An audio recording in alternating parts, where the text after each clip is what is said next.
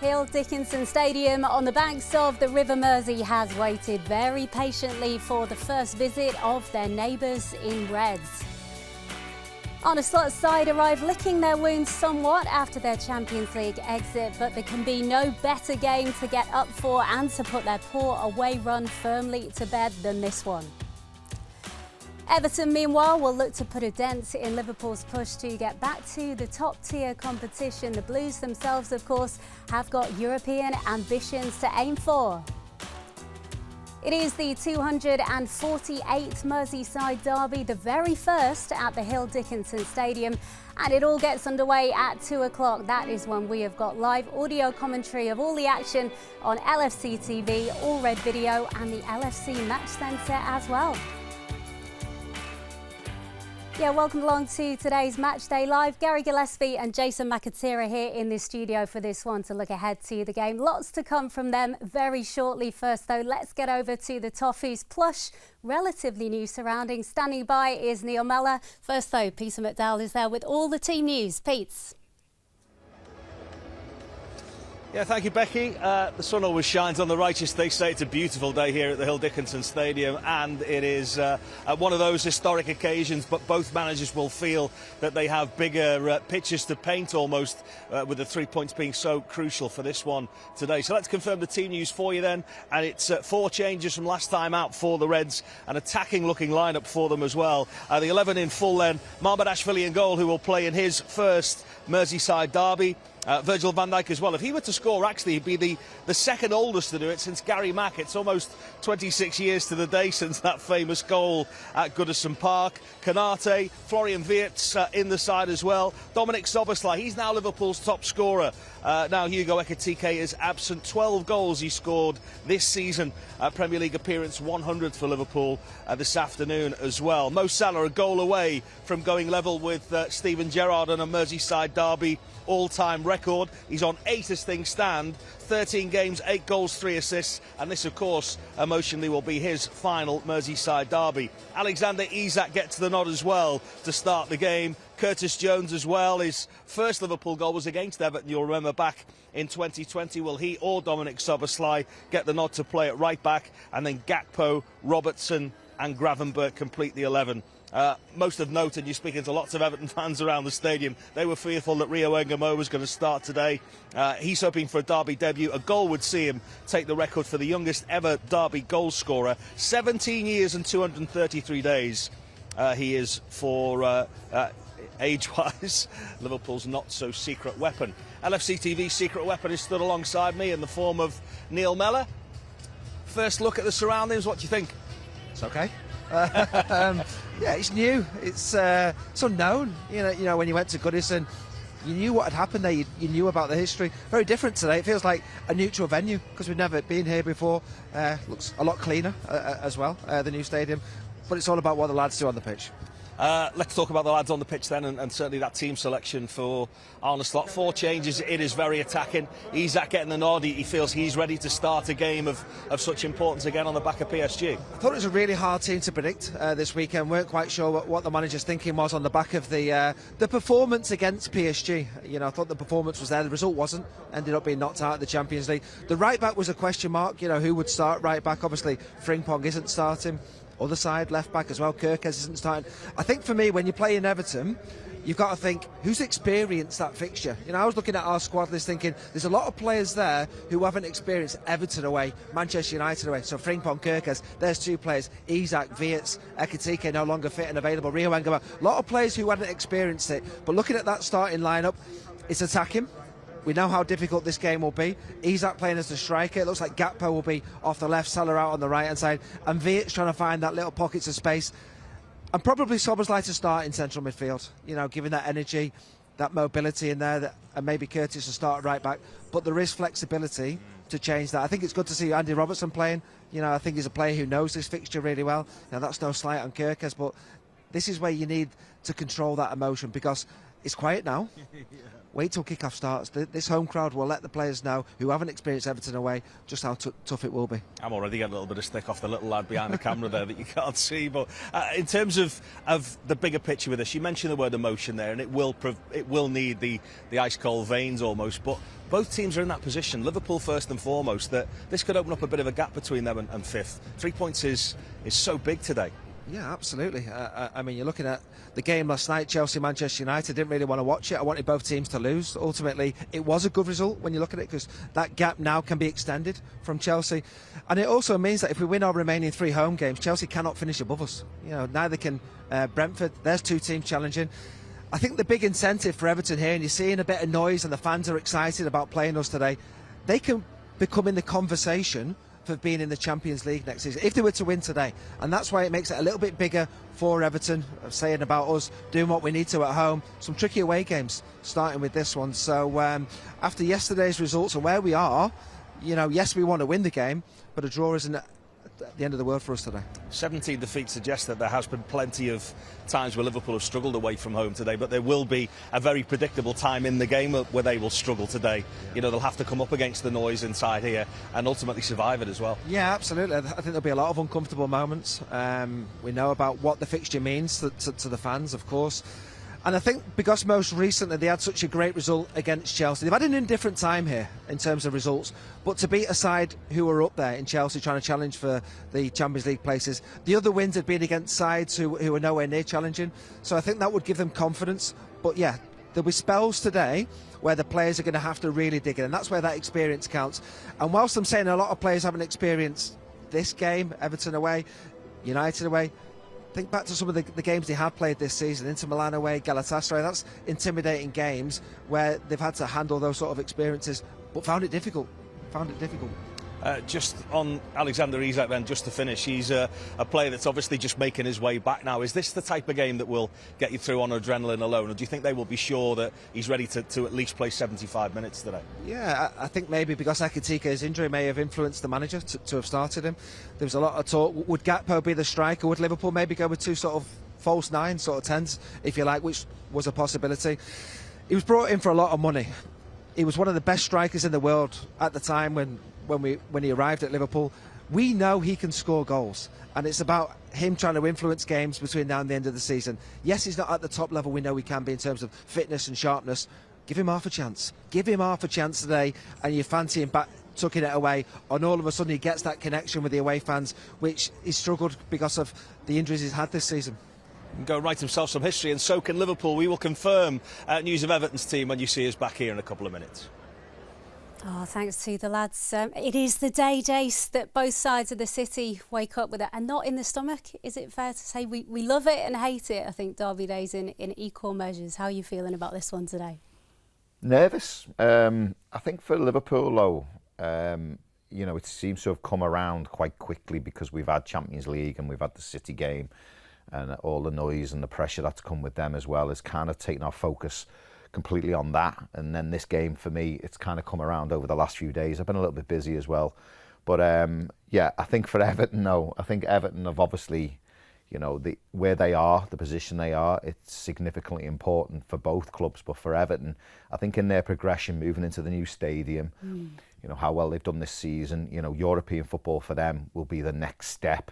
And that will bring finances. It'll be able to give David Moyes a chance to grow again and then build, and then, you know, that they can really sort of get the teeth into that for next season. Yeah, it feels like the first derby in a while, Gary, that Everton have gone into it, not as favourites, you wouldn't say that, but with a degree of expectation on them for this one, for various reasons. Liverpool maybe not having the season that they would have liked. Everton have probably had a better season than people would have expected. First one at the stadium as well, and Everton sometimes thrive on the underdog tag, don't they? So, well, I think they find themselves in a good position at this moment in time, Evan. I think David Moyes has got to be given an awful lot of credit for like what he's achieved here.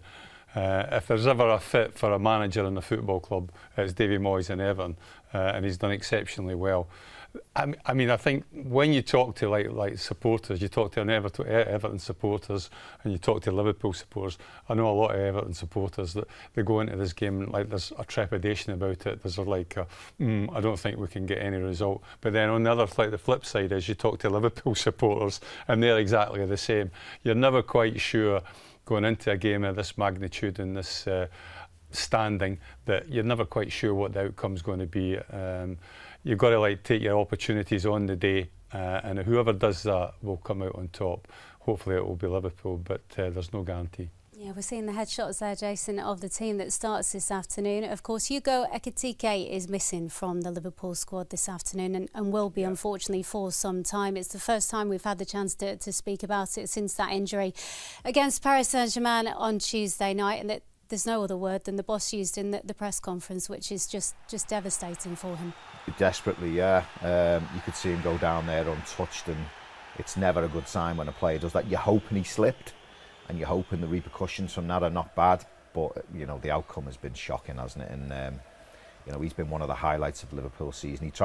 I was actually at the game. He tries to get up just after this, and it's quite apparent it's serious.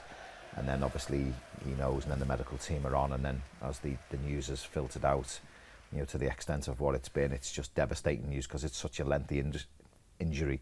But also you've got a World Cup on the horizon for him, and he's just got himself in the French team, never mind the squad.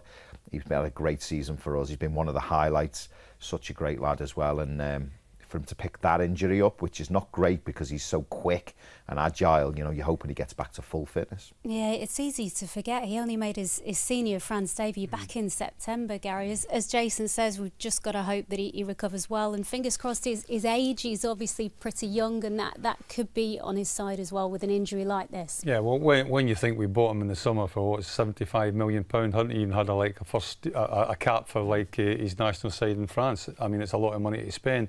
But it quickly was evident like how good and how brilliant he was and has been. It's a sickening blow for him. It's a sickening blow from Liverpool's point of view.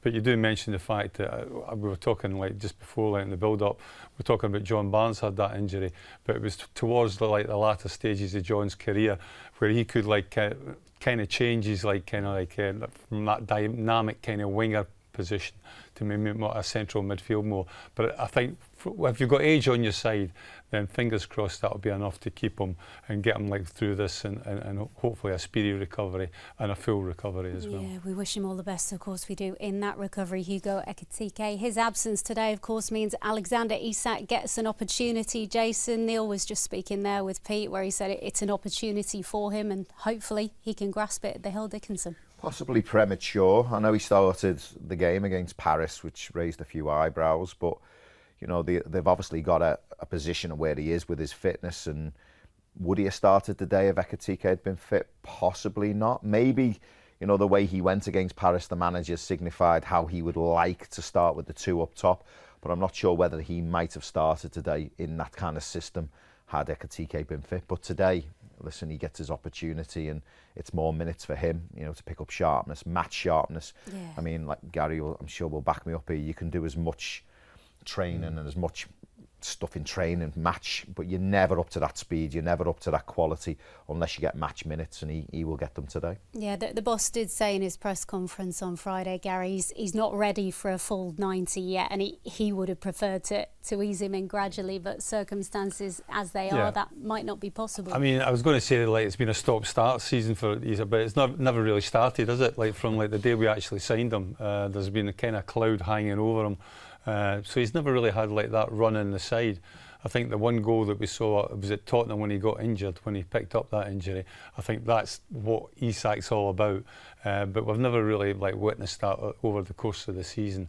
But what better place and what better time and what better game to step up and like put one in the back of the net. And that's the opportunity you always have as a striker. And as a top player, like you always feel as if you're going to get opportunities.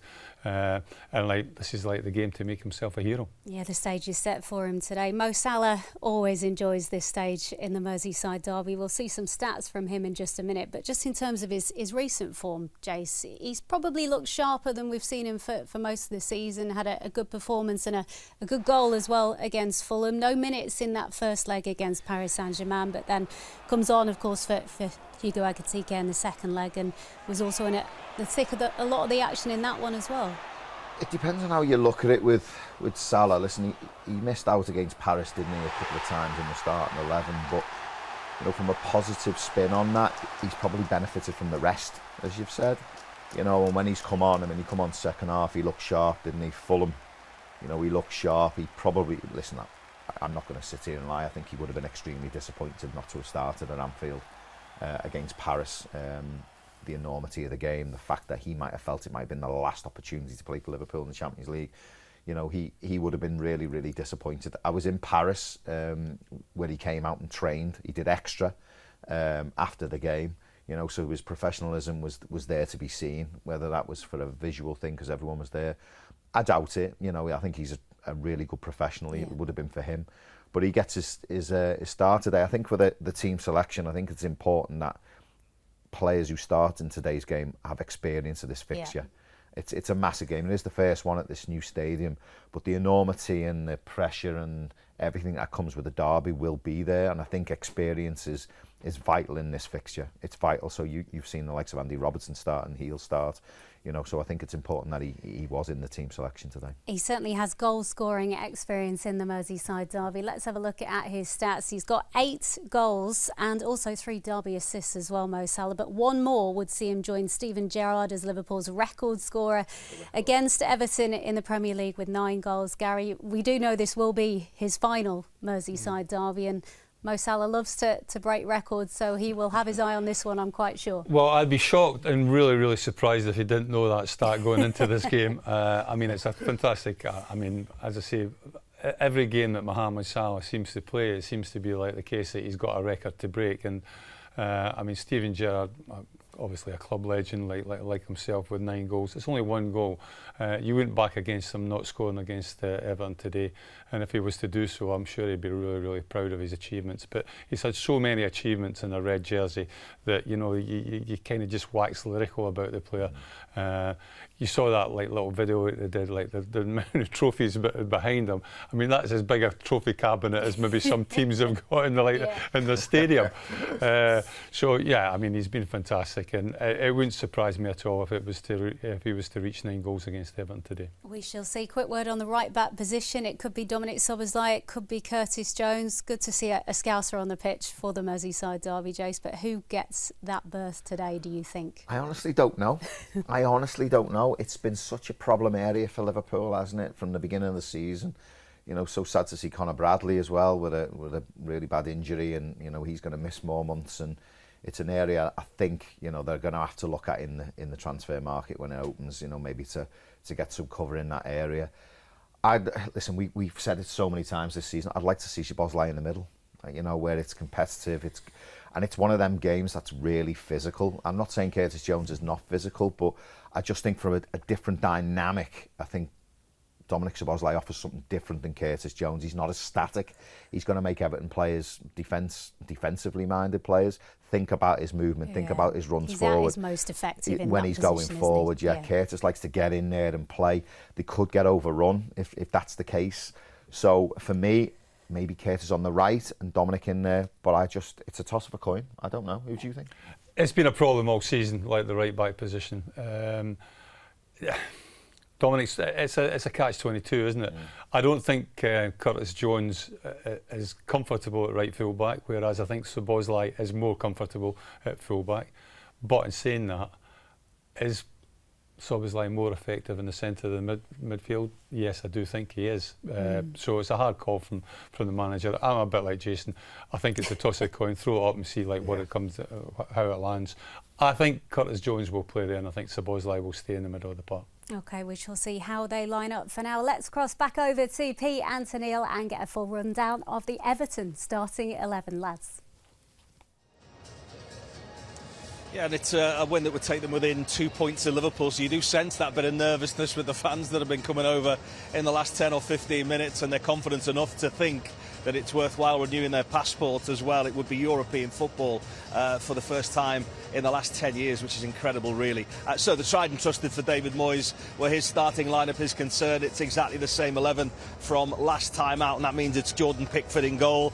Kept 11 clean sheets in the Premier League this season. That's one more than Liverpool have managed. He's 2 clean sheets off 100 in the league too. Not missed a game for them this season. And his 18th game against Liverpool. His back four is one he's so familiar with. O'Brien on the right side, Tarkowski and Branthwaite, the 2 centre-backs, and Mikalenko on the left. And then it's Gay and Garner, the 2 protectors in front of the back four. James Garner, never present in the Premier League this season, got his first England cap since they last played here as well. McNeil, who looks almost revitalised under David Moyes, his 100th start for Everton today. Iliman Ndiaye, the leading scorer here at home with 4 goals, probably off the left side as well. And that debate that Gary and Jason had just a moment ago, that is the concern from Liverpool's right-back spot. Scorer of the final goal at Goodison Park, the scorer of the first in their brand-new home here. And naturally the Everton fans absolutely adore him. Likewise for Dewsbury Hall as well. In the 10 role, he's got 7 goals this season for them. And Beto with 8 goals his tally. He is their top scorer. Caused Liverpool a few problems in recent games as well. Tierno Barry, they tend to share the load, those two, don't they? No goals in his first 14 Everton games. He's now got 6 in his last 18. And also perhaps of note on the bench there, Tyler Dibbling, who made his Premier League debut in the derby at Anfield earlier this season as well. Neil Mellor is with us in the sunshine here at Everton's brand new stadium. You know lots of the staff that work for Everton from your Preston days as well. Let's first of all have a word for David Moyes, because that really does paint the picture here that this has so often been a game Everton fans have been nervous about, because their very survival has been tilted on it. This is a very different debate today. Yeah, absolutely. People will talk about who the best managers in the Premier League are. David Moyes, without doubt, is in that conversation. He doesn't win the titles, but what he does with football clubs is connect with the fan base, which I think is really important. Had great success here previously, went to West Ham, great success, and he's arrived back at a time when maybe Everton needed somebody like David Moyes, you know, the end of the Goodison era, the start of a new era in this football club as well. But he has good football people around him who know the league, who know the football club as well, and I think that's a massive help. And you mentioned the team news there, no surprise. Again, that's a David Moyes thing, isn't it, in case of a settled team. Don't need to complicate things, don't need to try and be too clever. This is what my team is, and this is what we've been good at, and this is what we'll go out against Liverpool with today. So I think one big difference has to be the fact that how ready are they physically? Because you can talk about freshness, which Everton have. They've had 1 game in 4 weeks. 1 game in 4 weeks. We've had 4. You think after the international break, they've only had that Brentford game. They came back a couple of times to get a point. We've had a Champions League games, the FA Cup game.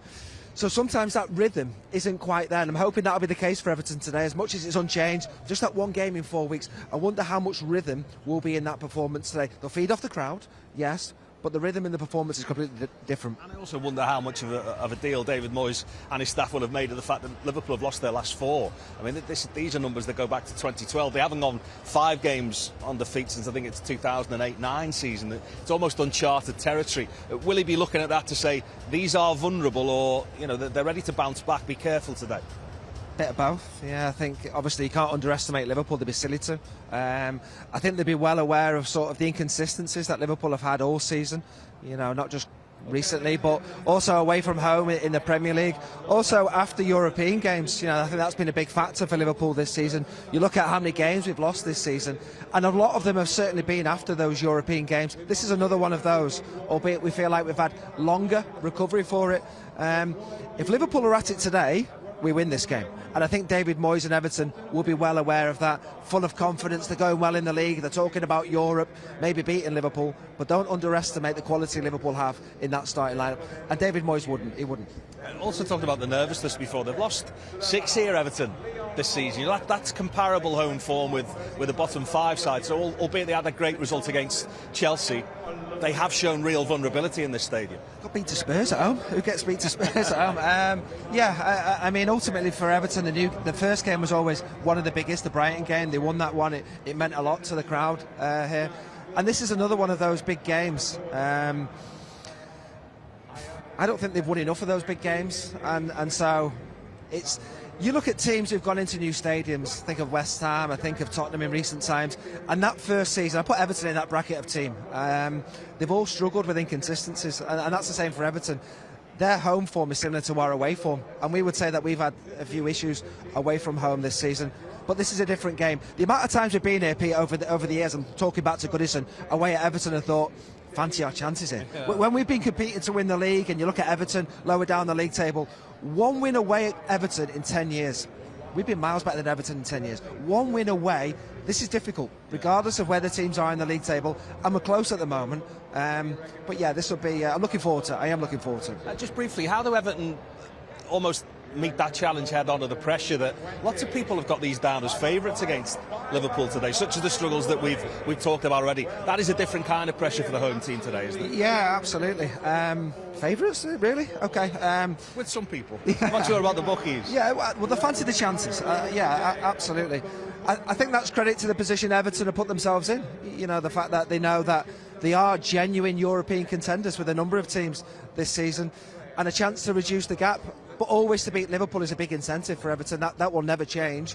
But the fact that they are so close to us, we had it last week against Fulham, don't forget. Okay, Fulham's not Everton, but if they would have beat us, they'd have gone within 2 points. We dealt with them, and it's going to have to be something similar today as well. But yeah, I can sense the belief around here that Everton feeling as though they can turn us over. What is interesting, and it might have been happening while we were talking there before, but I've not seen too much signs of water being put on the pitch here. There's a sun beaming down on the pitch. That could play a part on what looks like a bit of a snooker table behind us as well. Keep an eye on that one for you. David Moyes managing against Liverpool, would you believe, for the 46th time today. So how does he set this one up? In terms of Liverpool's recent run, is it a good time to be playing them? 4 losses in the last 5? Well, I don't watch Liverpool's results really, and I don't really take an awful lot to do with it. I look after Everton.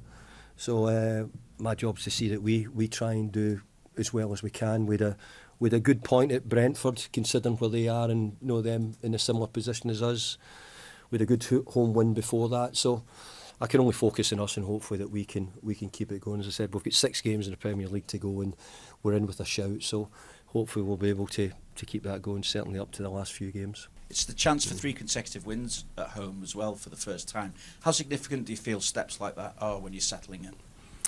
Well, I think when you move to a new stadium, I think it's always difficult. You look through the records of nearly all the teams who've built new stadiums and moved to them. I think it's never been particularly easy. We've had our ups and downs in it. We had a great start, maybe a bit in the middle, not so good. We're finding a little bit better form now, so I hope we can maintain that. We've got 3 big games at the Hill Dickinson to play before the end of the season, so looking forward to it, and hopefully we can get some good results. Ahead of this derby as well, how much does catching Liverpool come into the thinking, particularly with the potential for a 5th place finish still up for grabs? Well, all we can do is try and catch whoever's above us, and I think Brentford are the ones who are above us at the moment. They're first in it, and so we've got to attempt to try and get whoever we can, and but probably more importantly is to make sure that we don't let anybody catch us, because if we stay in a strong position, then we'll give ourselves every chance of maybe getting something regarding Europe, maybe not. But we've got to try and make sure we fend off all the other teams as well. Yeah, this kind of follows on. I mean, what's it like getting to this stage of the season, given what the club's been through, with no real massive dramas to contend with, but still plenty to play for in essence as well? I think that's the biggest thing for me, is that with 6 games to go, we've got something to play for here. Over the recent years, it's been the wrong thing we've been playing for. But this year, we're getting a bit closer to the stuff you would hope we would be involved in. So I'm hoping we can keep it going, and we keep that sort of dream alive, and let's see what happens. Yeah, they do have hopes of Europe next season. Let's have a look at Everton's recent results, which have put them in that position. And it's fairly mixed form of late, Gary, but 10 points from the last 15 on offer in the top flight. And as we said at the top of the show, not a position Everton have been used to in recent seasons. They've only finished top 10 once in the last 6 campaigns. I think their away form has certainly been like a highlight of the season so far. I think they're only second to Arsenal in the points that they've actually picked up on the road. And from a team's point of view, that when you've been struggling in the league, to win and get points away from home is always a big bonus. I think they found it a little bit more difficult at like the Hill Dickinson. I think, as you would expect, because of a new stadium, new surroundings, you've got to get used to it. But like they're going for like the third victory here in a row, so they're obviously like getting like accustomed to like and used to like the surroundings at the Hill Dickinson. I think, as I said like before, I think it's been a massive achievement from David Moyes' point of view to get like Everton in the position they are in. And they're pushing for Europe, you have to say that. And with a win here today, that gives them a great opportunity to do that. Yeah, as Gary says there, that the home record has not been too clever, Jason. Let's have a look at the games at the Hill Dickinson.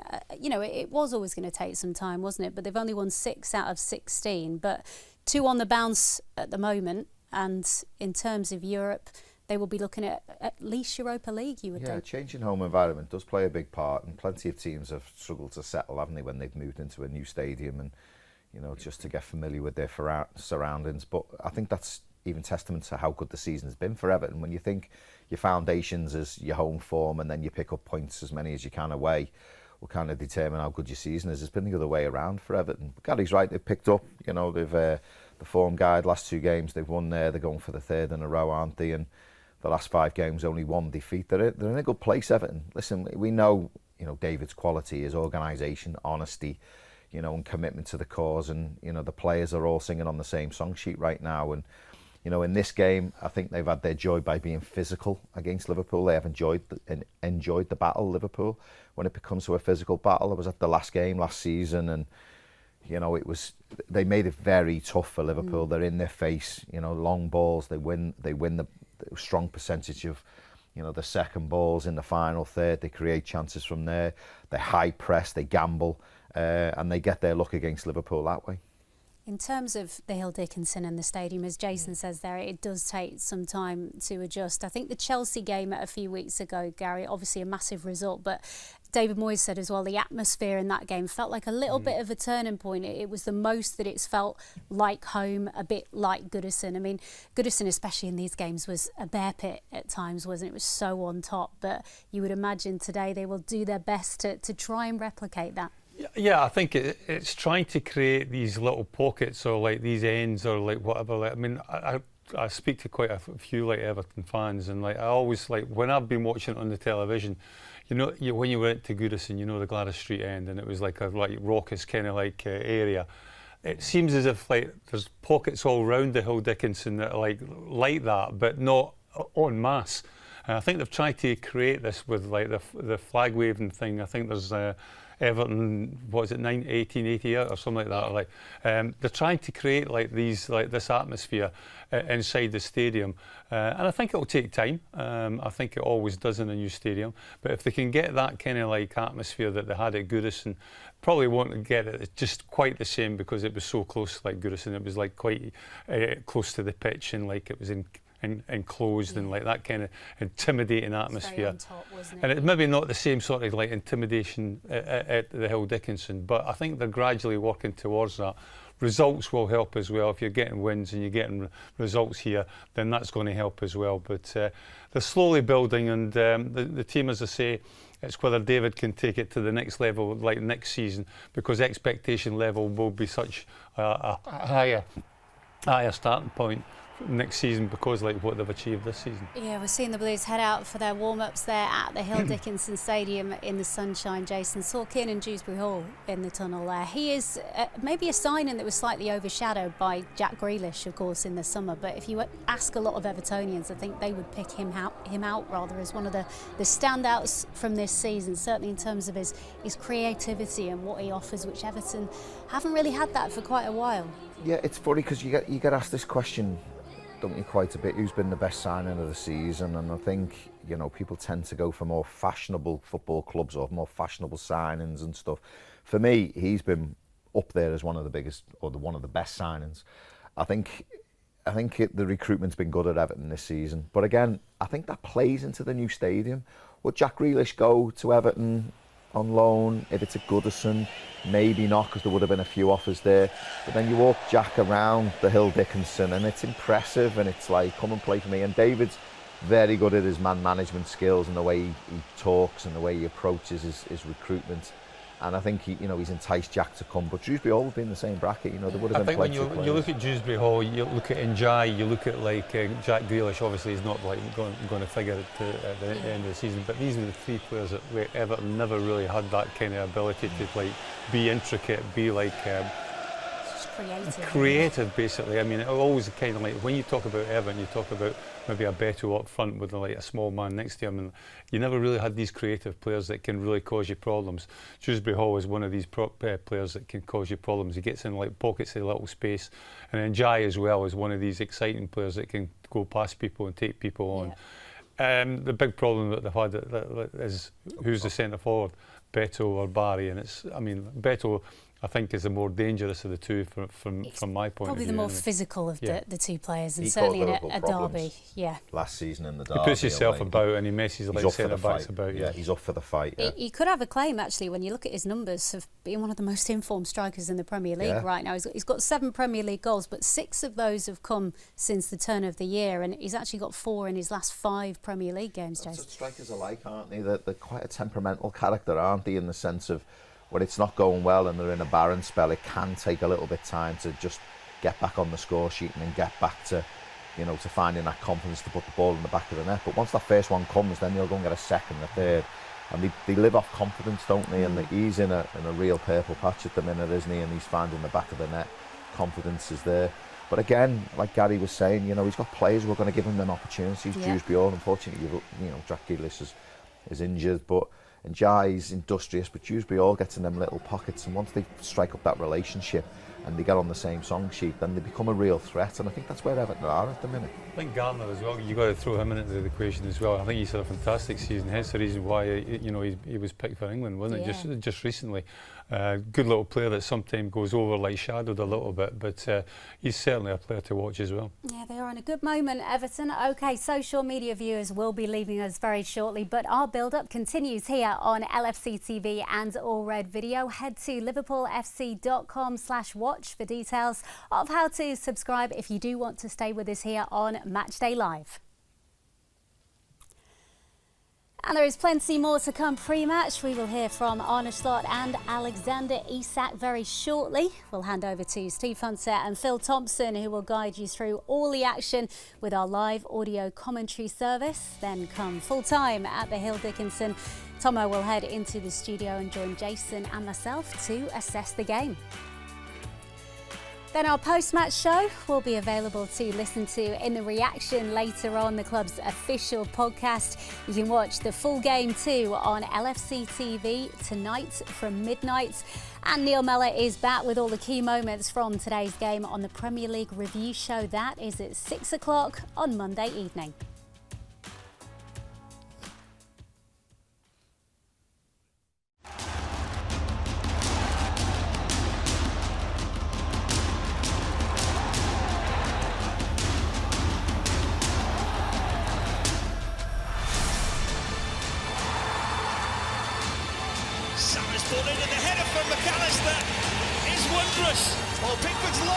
It's a calamity.